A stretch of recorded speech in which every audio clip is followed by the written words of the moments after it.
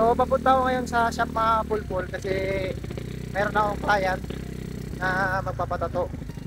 So hindi naman hindi naman maulan. Nagmotor lang ako.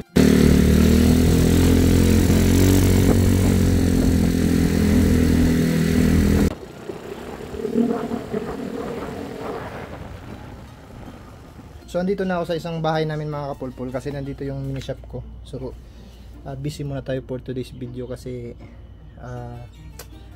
kailangan ko pang gawin yung design niya. Hindi ko pa nagawa. So okay, na print ko na mga kapulpul. Ito yung design niya, oh. 4.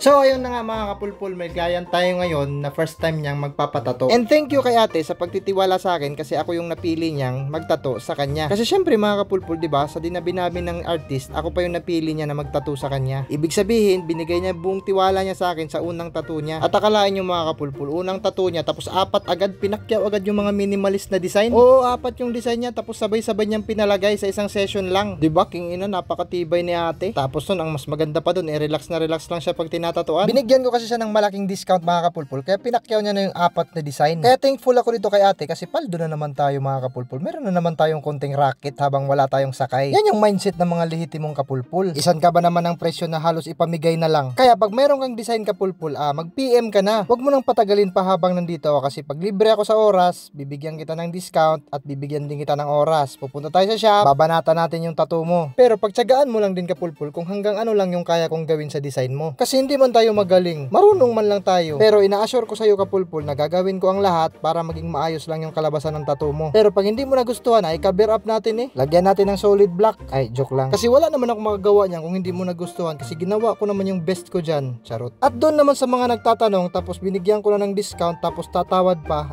aking inang yan. Huwag pa rin kayo mag-alala kasi magkakatato pa rin kayo. O magkakatato pa rin kayo. Pupunta kayo sa mini shop, pupunta din ako doon. Tapos ikaw na magtato sarili mo, king inang yan. Total buraot ka naman, ayan yung machine, pahiramin kita, ikaw na magtato sarili mo, bahala ka na dyan kung anong ilagay mo. Yan yung pinakabagsak presyo mga kapulpul, yan yung pinakamagandang offer na mabibigay ko sa'yo. At least nagkatato ka pa rin pero ikaw na magtato sa sarili mo. O diba, natulungan pa rin kita na magkatato. And after ilang minuto mga kapulpul, ito na yung resulta ng una niyang tato. Ito yun, sinagbaybayin man daw yan yung tawag dyan. Nakalimutan ko lang yung meaning pero hindi man siguro yan yung sikat na yun na trending na 2 to 4. Ay, joke lang. Tapos yan, let's proceed to the next design. Ito na yung kalabasan. O diba sabi ko sa'yo, 4 nga yung design nito ni ate, matindi nga to siya. Ito naman yung meaning nito, self-love daw to.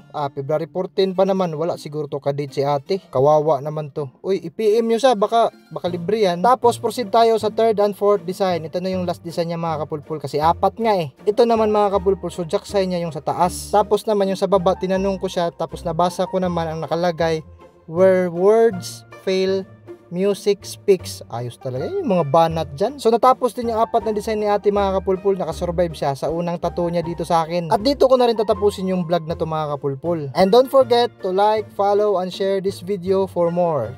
Ciao!